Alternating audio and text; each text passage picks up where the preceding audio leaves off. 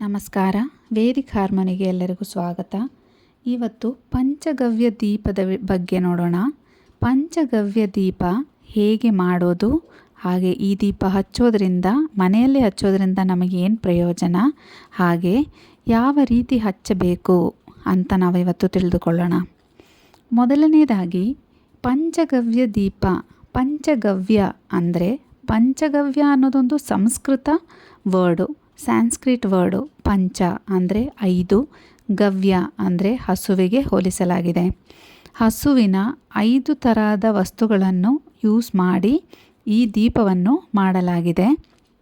ಕೆಲವೊಂದು ಕಡೆ ಹೇಳ್ತಾರೆ 5 ಹಸುವಿನ ಅಂದರೆ, ಈಗ 5 ಹಸುವಿನ 5 ಪದಾರ್ಥಗಳನ್ನು ಯೂಸ್ ಮಾಡಿದಾರಲ್ವ, 5 ಹಸುವಿನಿಂದ ತೊಗೊಂಡ್ರೆ ಇನ್ನೂ ಒಳ್ಳೆಯದು ಅಂತ. ಆದರೆ ಈಗೆಲ್ಲ ಯಾವ ರೀತಿ ಸಿಗ್ತಿದೆ ಅಂತ ನಮಗೆ ಗೊತ್ತಿಲ್ಲ ಅಲ್ವಾ. ಇನ್ನು ಈ ದೀಪ ಹೇಗೆ ಮಾಡೋದು ಅಂತ ನೋಡೋಣ. ಹಸುವಿನ ಸಗಣಿ ತಗೊಂಡು ಅದಕ್ಕೆ ಗೋಮೂತ್ರ, ಹಸುವಿನ ಹಾಲು, ಹಸುವಿನ ಮೊಸರು, ಹಸುವಿನ ತುಪ್ಪ ಎಲ್ಲವನ್ನು ಹಾಕಿ ಮಿಶ್ರಣ ಮಾಡಿ ಅದನ್ನು ದೀಪದ ಒಳಗೆ ಯಾವುದಾದ್ರು ಒಂದು ಶೇಪ್ ಬರೋ ಥರ ಅದರೊಳಗಡೆ ಇಟ್ಟು ಒಣಗಿಸಿ ಅದನ್ನು ತೆಗೆದ ನಂತರ ಪಂಚಗವ್ಯ ದೀಪ ತಯಾರಿಯಾಗುತ್ತದೆ. ಇನ್ನು ಇದರಲ್ಲಿ ಸೇರಿದಂಥ 5 ವಸ್ತುಗಳನ್ನು ನಾವು ದೇವರಿಗೆ ಹೋಲಿಸಲಾಗಿದೆ.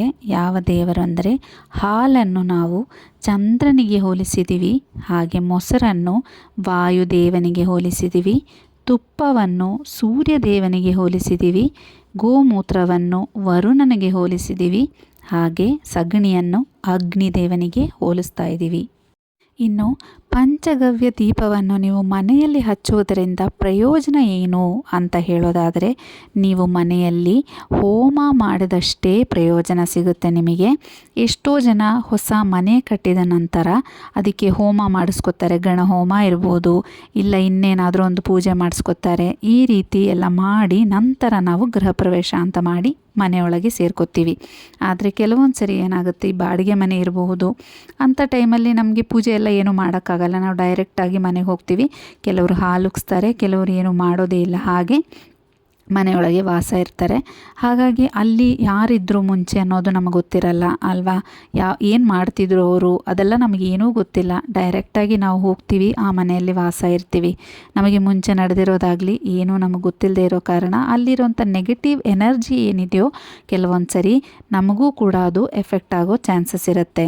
ಸೊ ನೀವೇನು ಮಾಡಬೇಕು ಅಂದರೆ, ಪಂಚಗವ್ಯ ದೀಪವನ್ನು ನೀವು ಹಚ್ಚೋದ್ರಿಂದ ಹೋಮ ಮಾಡಿದಷ್ಟೇ ನಿಮಗೆ ಪುಣ್ಯ ಸಿಗುತ್ತೆ, ಅಷ್ಟೇ ಫಲ ಕೂಡ ನಿಮಗೆ ಸಿಗುತ್ತೆ. ಹೇಗೆ ಅಂದರೆ, ಇದನ್ನು ಕಂಟಿನ್ಯೂಸ್ ಆಗಿ 48 ದಿನ ನೀವು ಹಚ್ಚಬೇಕಾಗುತ್ತೆ. ಶುಕ್ರವಾರ ಶುರು ಮಾಡ್ಕೋಬೋದು. ಇಲ್ಲ ನಮಗೆ ಅದು ಆಗಲ್ಲ, ನಾವು ಇವಾಗ ಯಾವುದೋ ಒಂದು ವಾರ ಮನೆಗೆ ಬಂದಿದ್ದೀವಿ, ನಾವು ಇವತ್ತಿಂದಾನೇ ಮಾಡಬೇಕು ಅಂದ್ಕೊಂಡಿದ್ದೀವಿ ಅಂದರೆ ನೀವು ಬಂದಿದ್ದ ದಿನದಿಂದಾನೇ ಶುರು ಮಾಡ್ಕೋಬೋದು. 48 ದಿನ ಆಗಲಿಲ್ಲ ಅಂದರೆ 21 ದಿನ ಆದ್ರೂ ನೀವು ಈ ದೀಪವನ್ನು ಹಚ್ಚಬೇಕಾಗುತ್ತೆ. ಹಚ್ಚಿದ ನಂತರ ಅದೊಂದು ಸ್ಮೆಲ್ ಬರುತ್ತೆ. ಎಲ್ಲ ಮುಗಿದ ನಂತರ ನಿಮಗೆ ಒಂದು ವಾಸನೆ, ಹೋಮದ್ದೇ ವಾಸನೆ, ಹೋಮ ಮಾಡಿ ಮುಗಿಸ್ಬೇಕಾದ್ರೆ ಯಾವ ರೀತಿ ಸ್ಮೆಲ್ ಬರುತ್ತಲ್ವ, ಆ ರೀತಿ ಸ್ಮೆಲ್ ನಿಮಗೆ ಬರೋಕ್ಕೆ ಸ್ಟಾರ್ಟ್ ಆಗುತ್ತೆ. ಹಾಗಾಗಿ ನಿಮಗೆ ಒಂದು ಪಾಸಿಟಿವ್ ಎನರ್ಜಿ ಮನೆಗೆ ಬರೋಕ್ಕೆ ಸ್ಟಾರ್ಟ್ ಆಗುತ್ತೆ. ಏನೇನು ನೆಗೆಟಿವ್ ಎನರ್ಜಿ ಮನೆಯಲ್ಲಿತ್ತೋ ಅದೆಲ್ಲ ಹೊರಗಡೆ ಹೋಗುತ್ತೆ. ಇದು ಈ ರೀತಿ ನಂಬಲಾಗಿದೆ. ಸೊ ಹಾಗಾಗಿ ನೀವು ಈ ದೀಪವನ್ನು ಇನ್ನೊಂದು ದೀಪದಲ್ಲಿ ಇಟ್ಟು ಹಚ್ಚಬೇಕಾಗುತ್ತೆ. ಹಾಗೆ ಅದನ್ನೊಂದು ತಟ್ಟೆಯ ಒಳಗಿಟ್ಟು ಹಚ್ಚಿದರೆ ಇನ್ನೂ ಒಳ್ಳೆಯದು. ಯಾಕೆ ಅಂದರೆ ಇದು ಪೂರ್ತಿಯಾಗಿ ಅಂಟ್ಕೊಳ್ಳುತ್ತೆ. ದೀಪ ಮಾತ್ರ ಬರೀ ತುಪ್ಪ ಏನು ನೀವು ಹಾಕಿರ್ತೀರಲ್ವ ಅದು ಮಾತ್ರ ಅಂಟ್ಕೊಳ್ಳೋದಲ್ಲ, ಇಡೀ ದೀಪವೇ ಸುಡುತ್ತೆ. ಸೊ ಆಗ ನೀವೇನು ಮಾಡಬೇಕಾಗುತ್ತೆ, ಒಂದು ಮಣ್ಣಿನ ದೀಪ ತಗೊಂಡು ಅದರೊಳಗಡೆ ಈ ಪಂಚಗವ್ಯ ದೀಪವನ್ನಿಟ್ಟು ಹಸುವಿನ ತುಪ್ಪ ಹಾಕಿ 2 ಬತ್ತಿಯನ್ನು ಹಾಕಿ ದೀಪವನ್ನು ಹಚ್ಚಬೇಕಾಗುತ್ತೆ. ಹಾಗೆ ಈ ಪೂರ್ತಿ ದೀಪವನ್ನು ನೀವು ಒಂದು ತಟ್ಟೆಯ ಒಳಗಿಟ್ಟು ಹಚ್ಚಿದರೆ ತುಂಬಾ ಒಳ್ಳೆಯದು. ಯಾಕೆಂದರೆ ಇದು ಪೂರ್ತಿ ಅಂಟಿ ಅದರೊಳಗಡೆ ಅದು ಕೊನೆ ಆಗ್ತಾ ಸ್ಮೆಲ್ಲು ನಿಜವಾಗ್ಲೂ ನೀವು ಹೋಮ ಮಾಡಬೇಕಾದ್ರೆ ಯಾವ ರೀತಿ ನಿಮಗೆ ಗೊತ್ತಿರುತ್ತಲ್ವ, ಯಾವ ರೀತಿ ಆ ವಾಸನೆ ಇರುತ್ತೋ ಅಷ್ಟೇ ಚಂದವಾದ ವಾಸನೆ ನಿಮಗೆ ಸಿಗುತ್ತೆ. ಹಾಗೆ ನಿಮಗೆ ಮನಸ್ಸಲ್ಲಿ ಶಾಂತಿ ಕೂಡ ಸಿಗುತ್ತೆ.